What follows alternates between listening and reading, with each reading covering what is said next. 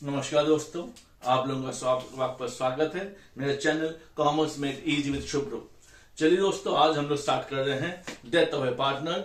लगभग death of party timing जैसा ही है, लगभग क्यों 100% वैसे ही है, सिवाय एक आध पॉइंट्स को छोड़कर। वो एक आध पॉइंट्स क्या है? वो एक आध पॉइंट्स है एग्जीक्यूटिव अकाउंट, बाकी लगभग सेम है। इसलिए हम आज इस पर डील कर रहे हैं कि एग्जीक्यूटिव अकाउंट कैसे बनाएंगे, ठीक है। और उससे भी ज्यादा जो अहम चर्चा रहेगी वो इस बारे में कि डेथ होने पर जो बकाया राशि जो होगा वो हम कैसे पे करेंगे। जैसे इस क्वेश्चन में मिस्टर सोहन है, सोहन डाइड ऑन 30 जून 2019 को इनका देहांत हो जाता है। 30 जून को होता है और उस तारीख को इनके अकाउंट में या बाकी जो पार्टनर्स बचे हुए हैं उनके द्वारा जो पेमेंट करनी है वो 1,74,000 की पेमेंट करनी होगी। 1,74,000। तो 1,74,000 उसी दिन पे ना करके क्या किया जाता है कि 14,000 उसी अगले दिन दे दिया जाता है। अगले दिन का मतलब 30 जून को डेथ हुई है तो 1 जुलाई 2019 को हम 14,000 पे कर देते हैं। तो बाकी बचता है 1,60,000, जिसको कि हम 2 किस्तों में पे करेंगे, ठीक है ना। 2 किस्तों का मतलब हुआ कि 80,000 और 80,000 जब हम पे करेंगे तो 80,000 के साथ हम लोग जो 80,000 पर हम 6% ब्याज भी हम देंगे। Am I clear? कोई डाउट? चलिए तो शुरू करते हैं। तो अब तरीका क्या है, जब देखिए ध्यान से, अकाउंट जो क्लोज होता है वो कब होता है?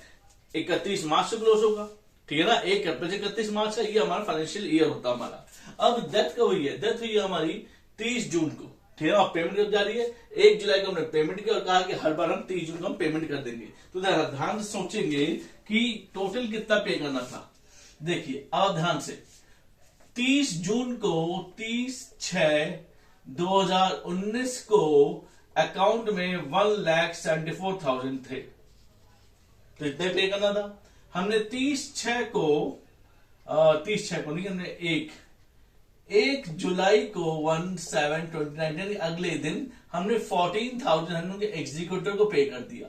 एग्जीक्यूटिव कोई भी हो सकता है, सोहन का भाई हो सकता है, सोहन की बहन हो सकती है, सोहन की वाइफ है, तो जो भी जिसको जो क्लेम कर सकते हैं, क्या कर सकता है, तो वही हम एग्जीक्यूटिव मान रहे हैं, ठीक है ना।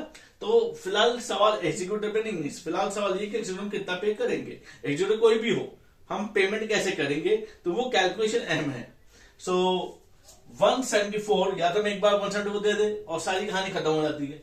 तो हमने 174 एक बार में नहीं दिया, हमने क्या किया, 14,000 में अभी पे किया है और बाकी अब रह गया है 1,60,000, ठीक है ना। तो ऑब्वियस की बात है कि ये एक साथ को ही इतना बाकी रह गया। 1/7/2019 को बकाया राशि 160, इसको हम 2 किस्तों में पे करेंगे, 80,000 और फिर 80,000 अलॉन्ग विद इंटरेस्ट, ठीक है ना।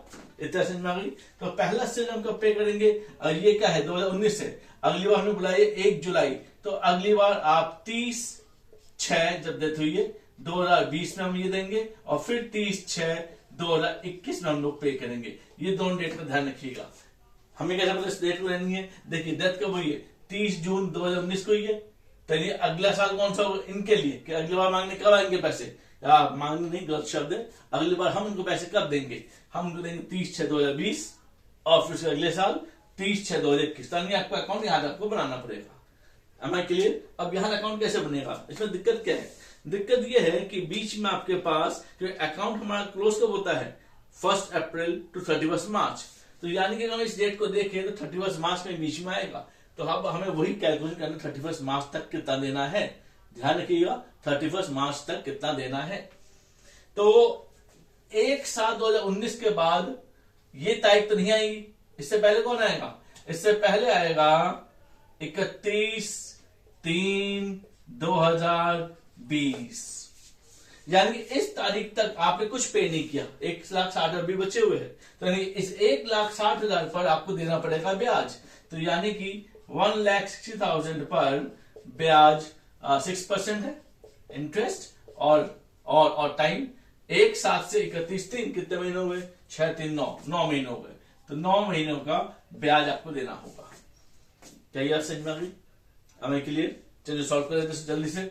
2 0 से 2 0 कैंसिल, 3 2 6, 3 4 12, 4 4 16, 4 2 8 9 72, 7,200।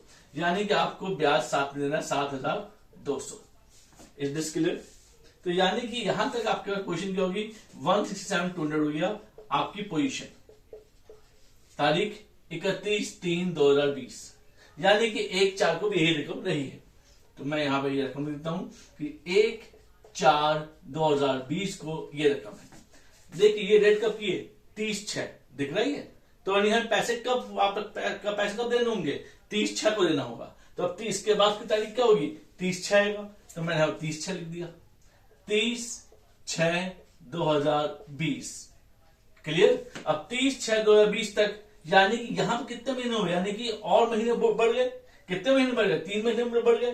तो हमें 3 महीने का ब्याज देना पड़ेगा। ब्याज किस पे देते हैं, ब्याज हमेशा प्रिंसिपल पे देते हैं। हम सिंपल इंटरेस्ट कर रहे हैं, कंपाउंड इंटरेस्ट नहीं कि ब्याज पर भी ब्याज देना है, हम सिंपल इंटरेस्ट कर रहे हैं। तो कितना हमें प्रिंसिपल अभी देना है, हमने तो कुछ पैसा दिया ही नहीं है।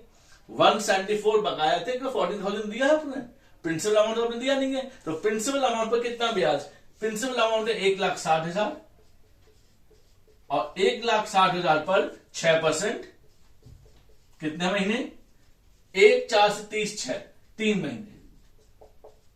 हमें क्लियर? फिर सॉल्व, 6 गया इसमें 2 बार, 2 गया इसमें 8 बार, 0 0 0 0 8 3 24, 2400, यानी 24 रुपए ब्याज और जुड़ गए। तो एम आई क्लियर? यहां तक बात समझ में आ गई, पक्की बात है।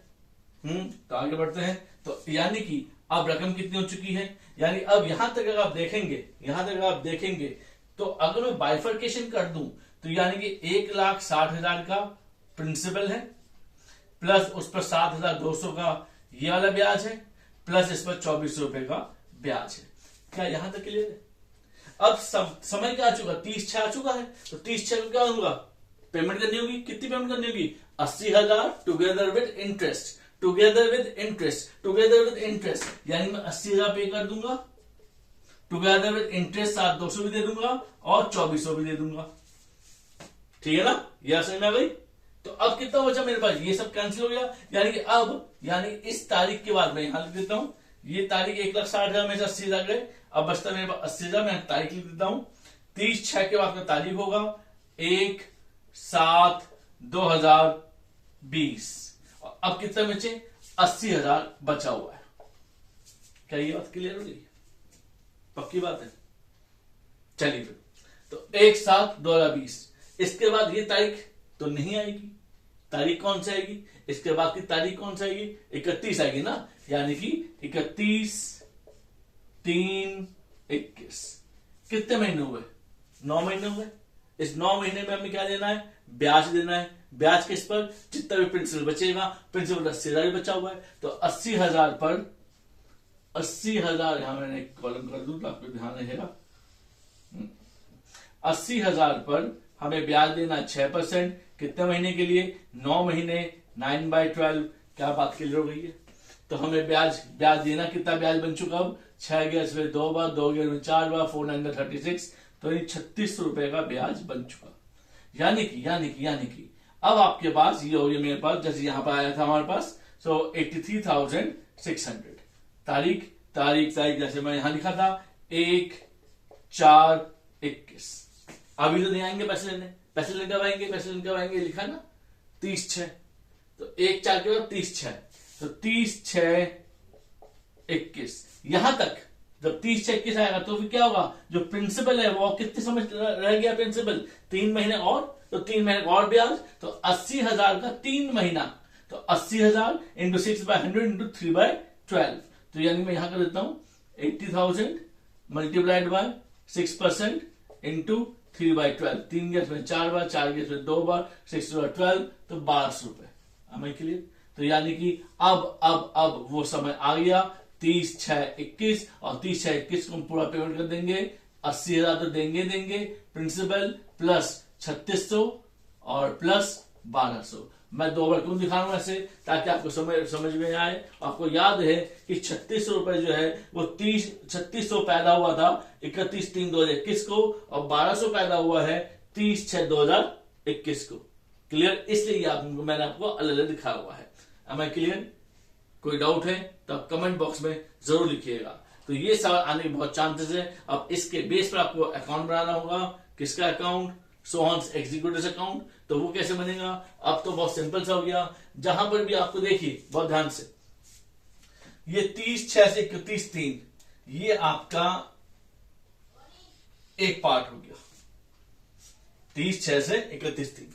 फिर 1/4 से आप स्टार्ट करेंगे और 31/3 ये आपका दूसरा पार्ट हो गया। और फिर आखिरी बार 1/4 से ये आपका तीसरा पार्ट हो गया, है ना सिंपल। तो सबसे पहले 31, यानी कि आपको ध्यान क्या रखना है, 31/3 तक तो खाता बंद करना है, 31/3 तक, फिर यहां पे 31/3, फिर यहां पे 31/3। अब जो भी प्लस वाले होंगे वो एक साइड होंगे और माइनस वाला ऑपोजिट साइड में। तो आप याद है ना, एग्जीक्यूटिव अकाउंट हमारे लायबिलिटी और लायबिलिटी शो कहां से होती है? क्रेडिट साइड से होती है। तो यहां की क्रेडिट साइड में क्या आएगा? बाय सोहन्स कैपिटल 174 ये पेमेंट हो रहा है, टू बैंक 14 हो गई बात। बचेगा 160, ब्याज 7200। तो यानी यानी 7200 क्या हुआ? हमें देना है, तो लायबिलिटी है। तो यानी कि बाय इंटरेस्ट 7200 ये हमारा क्लोजिंग बैलेंस होगा। तो देखिए यदि आपने यही बना सीख लिया, ये फिर अगली बार ये क्या दिख रहा है? ये अगले साल के लिए, अगले फाइनेंशियल ईयर के लिए क्या बन जाएगा? ओपनिंग हो जाएगा। फिर उसमें ब्याज जुड़ेगा, जो पेमेंट होगा कहां पर होगा?